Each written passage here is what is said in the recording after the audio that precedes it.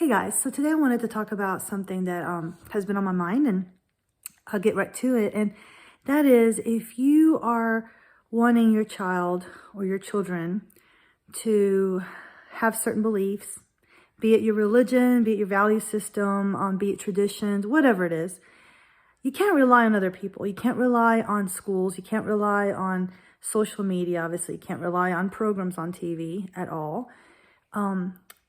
Back in the day when I was young, I remember that my parents could plop me in front of the TV and they didn't have to worry about it. The shows that were on TV were wholesome. We had, Mr. Rogers' Neighborhood. I mean, we had Captain Kangaroo. We had Little House on the Prairie. I watched all kinds of great shows, wholesome shows. And the fact is nowadays, it's not like that at all. Even on PBS, you have to be careful. I mean, there might be programs there that you may not agree with or may not, think that it's good for your children. And fact is that that's the way it is with social media and movies out there. Even the most innocent looking movies can have an agenda and be teaching something that's contrary to what your belief system is and to what you want your child to learn. And that happened recently. We watched it, and luckily our children are older. But we watched a movie, and it was a Disney movie, I'll tell you that.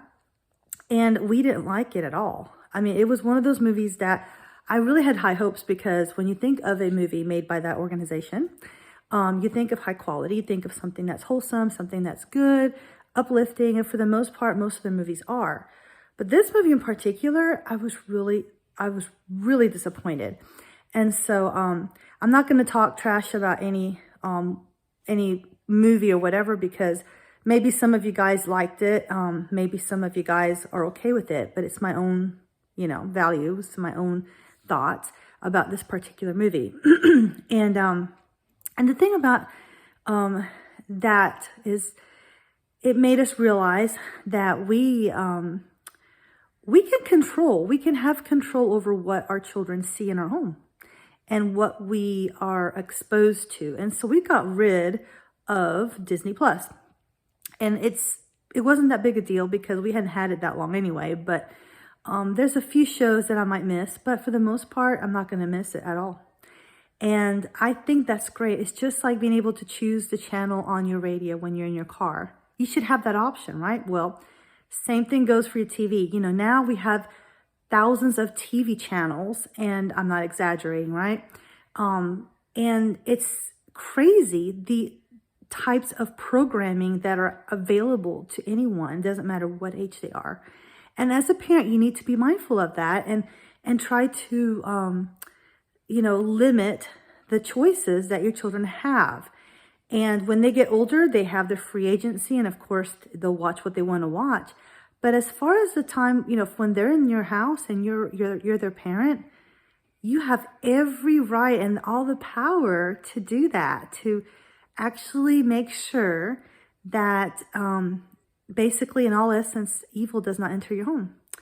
And so anyway, those were just my thoughts for today. Even though my children are grown and my baby's only, is already 16 years old, I still feel it's important to remind, especially those of you who are about to get to that stage where your children are very vulnerable. When they're babies, it's not as critical, the things that they might hear. What they see is important, but they may not understand some of it. But it'll amaze you how much young kids, even toddler age, can understand and absorb into their little brains. And as far as babies are concerned, they shouldn't be watching TV anyway. If you're holding them while you're watching TV and nursing them, they're going to watch it. They're going to see things, whatever. But definitely don't plop your children on a bouncy seat or on a swing or on a bobby pillow or whatever in front of a TV. That's just not healthy for them.